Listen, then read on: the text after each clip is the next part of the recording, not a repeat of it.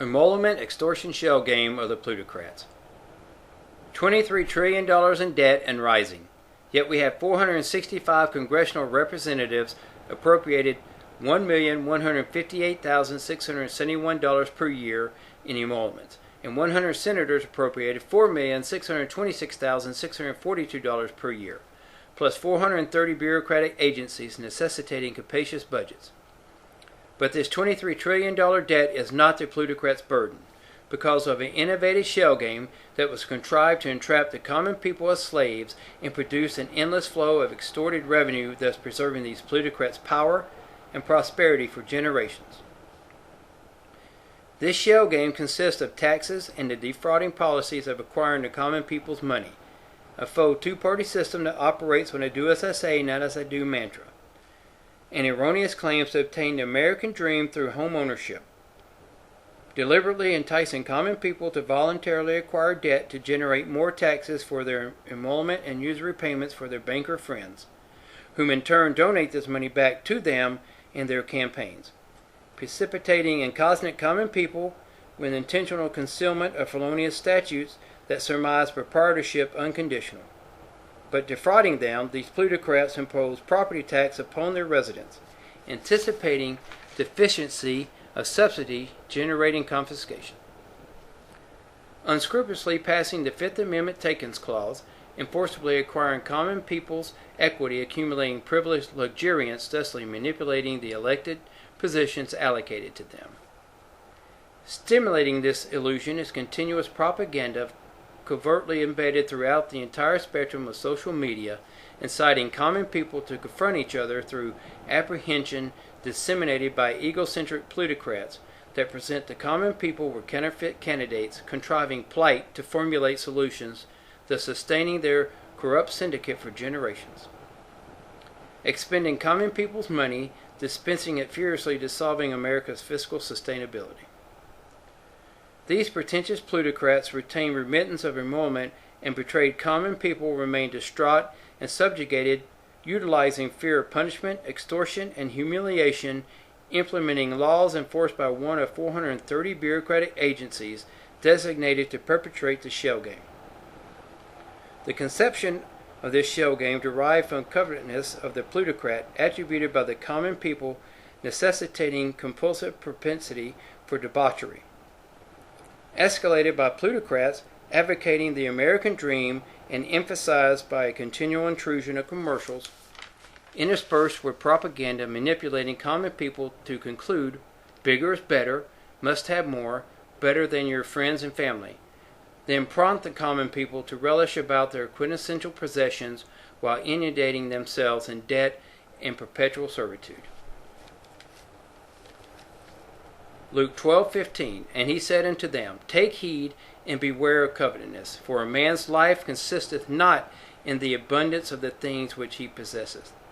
An erroneous deception contrived upon common people by the plutocrats is that funding for America's social programs are allocated by their cachet. Factualness, the funding is defrauded from the common people's tax money and thusly returned back to themselves under the illusion thus funding was from said plutocratic saviors on both sides of the political spectrum. But this is part of the shell game, causing division and themselves political leverage. Rudyard Kipling says, quote, We are all islands shouting lies to each other across seas of misunderstanding, end quote. Social media is even besieging common people's youth, seducing them with YouTube videos integrated with propagandized commercials that hypnotize them into desiring extravagant gadgets, demanding their parents to purchase these gadgets. Conceding to their demands, the parents increase their debt. Ecclesiastes 5:10. Whoever loves money never has enough. Whoever loves wealth is never satisfied with their income. This too is meaningless. This shell game also proclaims if common people work harder and longer, they can achieve the American dream.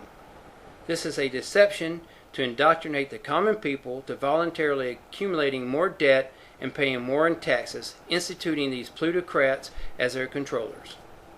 This very game was recognized by Lakota leader Sitting Bull. Quote, Strangely enough, they have a mind to till the soil, and the love of possession is a disease with them.